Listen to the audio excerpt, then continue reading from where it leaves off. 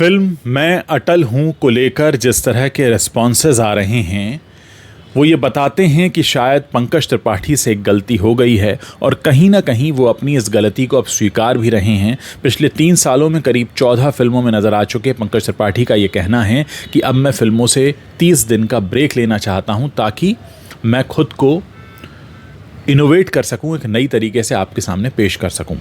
जितने भी लोगों ने इनकी फ़िल्म देखी है उनका ये कहना है कि लोग इस फिल्म से कनेक्ट नहीं हो पा रहे हैं, लोग इस फिल्म से जुड़ नहीं पा रहे हैं और लोगों के बीच जो अटल बिहारी वाजपेयी की छवि रही है उससे बिल्कुल अलग तरह की छवि ये फिल्म पेश करती है और इसके लिए बहुत हद तक जिम्मेदार है जो ओवरऑल फिल्म का लुक निकल कर आया है, वो लोगों से कनेक्ट नहीं हो पा रहा है। देखिए, जब भी कोई बायोपिक बनाई जाती है तो सबसे पहला जो एक अहम जो पहलू होता है वो ये होता है कि जो मेन कैरेक्टर है वो उसके जैसा दिखे जिसका कि वो पोर्ट्रे कर रहा है। जैसे मुझे पहली फिल्म याद आती है MS धोनी, जिसमें सुशांत सिंह राजपूत बिल्कुल MS धोनी की तरह दिख रहे थे, चाहे बाल हो, चाहे उनके चलने का अंदाज़ हो, चाहे उनका क्रिकेट खेलने का अंदाज़ हो। क्रिकेटर नहीं थे सुशांत, लेकिन फिर भी उन्होंने जिस तरह से क्रिकेट खेला वो लोगों को कन्विंसिंग लग रहा था। वो लोगों को लग रहा था कि हाँ, वो किसी MS धोनी जैसे शख्स को ही देख रहे हैं।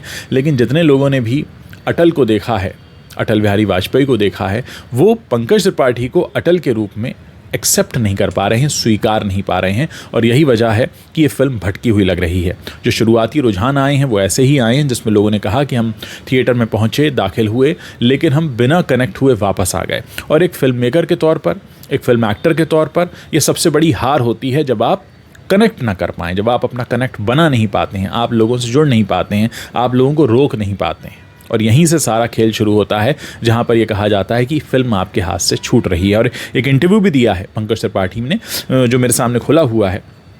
उन्होंने खुद कहा कि मैंने अपना काम कम करने का फ़ैसला किया है। ये शायद उन्हें अब समझ में आ रहा है। मुझे महसूस हुआ कि ये कुछ ज़्यादा हो गया, इतनी एक्टिंग नहीं करनी चाहिए, हर चीज़ की एक लिमिट होती है और मैं अपनी फिज़िकलिटी को चेंज नहीं कर सकता। ऐसे में मैंने तय किया है कि 10 प्रोजेक्ट करने के बजाय अब मैं सिर्फ 3 प्रोजेक्ट ही करूँगा।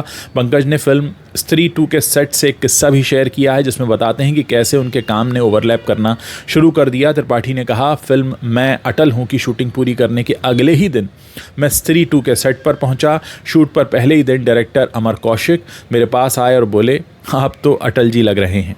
मैंने पूछा कि अब क्या करूं, तो अमर ने मुझे एक दिन की छुट्टी देते हुए कहा कि घर जाकर स्त्री देखिए और रिलैक्स कीजिए, फिर आप शूटिंग पर आ सकते हैं। पंकज ने आगे कहा, बाद में मैंने खुद महसूस किया कि एक सेट से दूसरे सेट पर इस तरह बिना तैयारी के जाना गलत है। मुझे लगता है कि मुझे हर फिल्म को शुरू करने से पहले 30 दिन का गैप लेने की ज़रूरत है। 10 दिन पुराने किरदार को भूलने के लिए, 10 दिन परिवार को देने के लिए और 10 दिन नए किरदार की तैयारी करने के लिए। और अब से मैं इतना तो करूँगा ही। सही सोचा है पंकज जी आपने, वरना आपका हाल अक्षय कुमार जैसा हो जाएगा जो 30 दिन में पृथ्वीराज बनना चाह रहे थे, नकली मूछ लगाकर लोगों को कन्विंस नहीं कर पाए, पिक्चर फ्लॉप हो गई। शायद किस्मत अच्छी है इसलिए काम मिलता रहता है, लेकिन आपने बड़ी मुश्किल से अपनी जगह बनाई है, उसको सहेज कर रखिए, कम काम कीजिए, खुद को एक्सपोजर भी कम दीजिए और रिसर्च करके बिल्कुल मेथड एक्टिंग कीजिए। हो सकता है आप कहीं और बेहतर काम कर पाएँ। होता है शुरुआत में, अक्सर हम पैसे की वजह से भी कई फिल्में साइन कर लेते हैं। किसको पैसा आता हुआ बुरा लगता है? अगर ये कहा जाए कि पैसे के लिए काम नहीं करता हूँ तो ये मूर्खता होगी। हर व्यक्ति पैसे के लिए काम करता है क्योंकि पैसे की सबको ज़रूरत है, हमें, आपको और इस दुनिया में हर शख्स को। लेकिन उससे अगर काम प्रभावित होना शुरू हो जाए तो वहाँ पर फिर रुकने की ज़रूरत होती है। आप लोग इसके बारे में अपनी क्या राय रखते हैं, जल्दी से आप मेरे साथ शेयर कर सकते हैं।